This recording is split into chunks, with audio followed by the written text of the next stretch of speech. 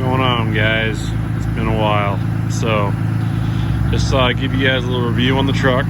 Hasn't been ran a whole lot since I get my last review. It's just my pulling rig is all, so I thought I'd take it for a spin and, like I said, give you guys a bit of a review. No problems at all with it. Still love it. Don't drive it much anymore because this is my new commuter, so I put the miles on it. A lot better for stop and go traffic than a diesel, obviously. But I think I got about 32,000 miles on her or so. 2017 Bighorn. It's been absolutely amazing. Only thing I've done is put the tires on her. Big fan of the KO2s, so that's what she gets. But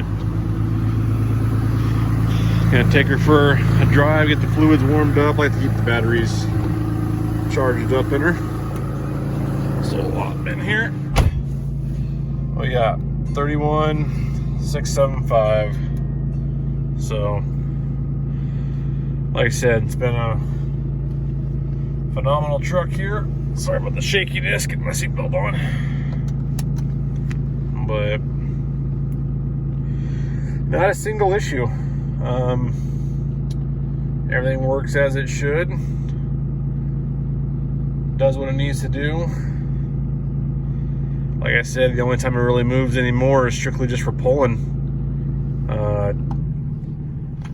Other than that, I try to keep the miles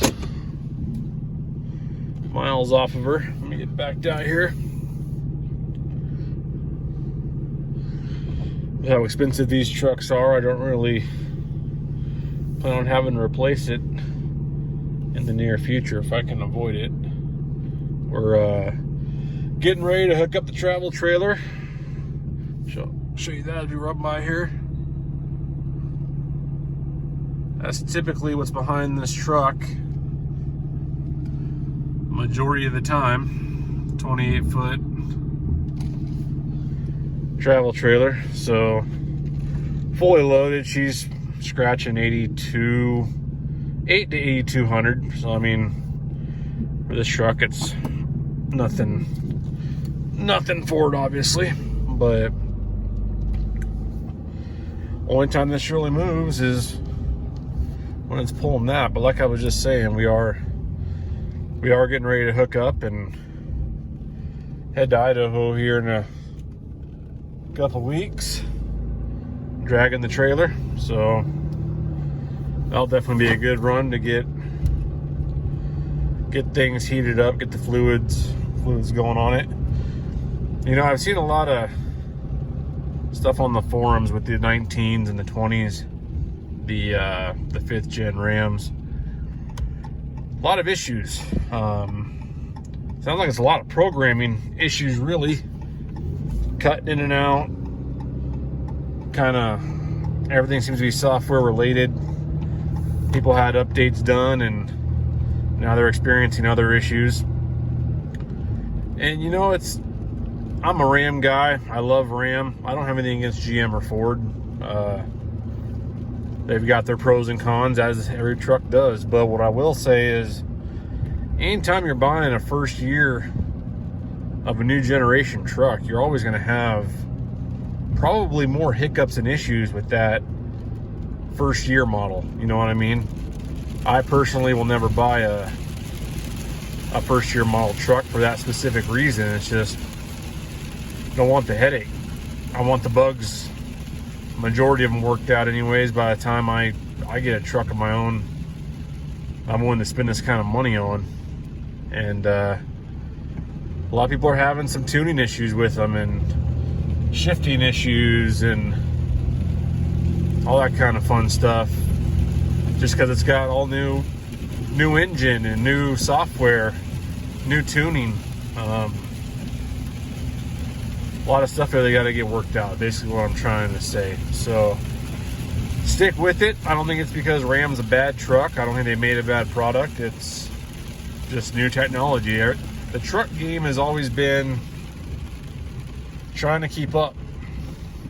And that's a stator coming at me, so I'll let him go ahead. Okay, I guess he'll let me go ahead. Hopefully he didn't see me record. Anyway, didn't see him because of the rain, but all these truck makers are all in there to outdo the competition, right? Ram hits 1,000 foot-pound of torque, and then the next maker hits more, and it's all competition. And these trucks pump out so much power right now. They're going to have a lot more problems than the old 12-valve Rams, and when things are a little more simple. You know, the old 7.3 Fords, probably, arguably one of the best diesels on the market is going to be that 7.3 Power Stroke, just like the 5.9 Cummins. They were older back then. They weren't pumping out the ponies. They weren't tuned up, but they were incredibly reliable. So the point I'm trying to make is, with more horsepower, more technology, more upgrades, and I'll say it again, more power, you're going to get a lot more issues. Things holding together. They can build them better, but it's a lot of sinking power behind these trucks, just as is. Then you go to tuning them, and you're at a whole different level. So bottom line is, guys, I don't think you're going to get a bad truck any way you go right now. I was a little bit shocked when I heard that GM severed ties, or severed the exclusivity with the Cummins the Allison transmission.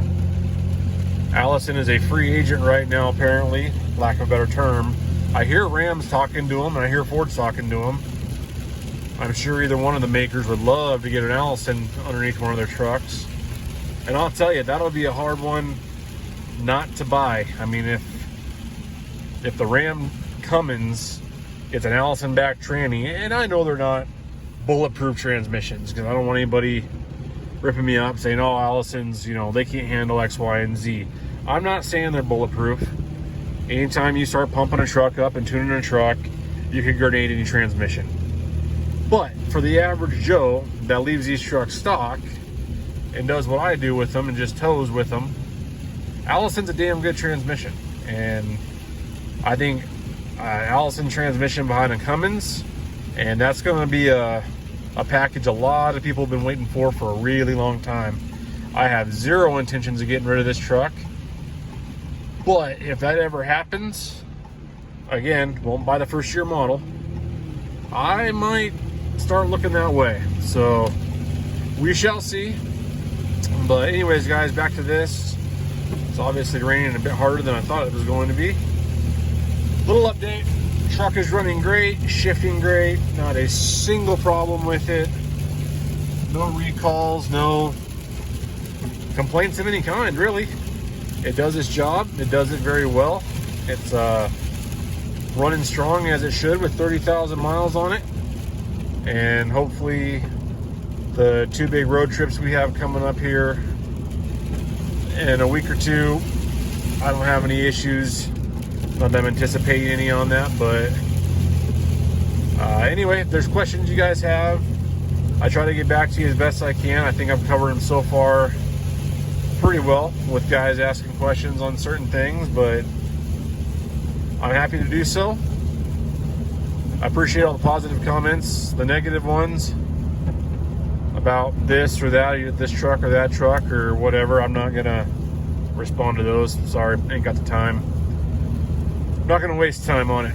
This is solely to provide people real information and opinion-based stuff on questions on these pickups. So with that, I'm gonna pay attention to the road because this rain's getting pretty crazy. Talk to you later. See you on the next video. Thanks.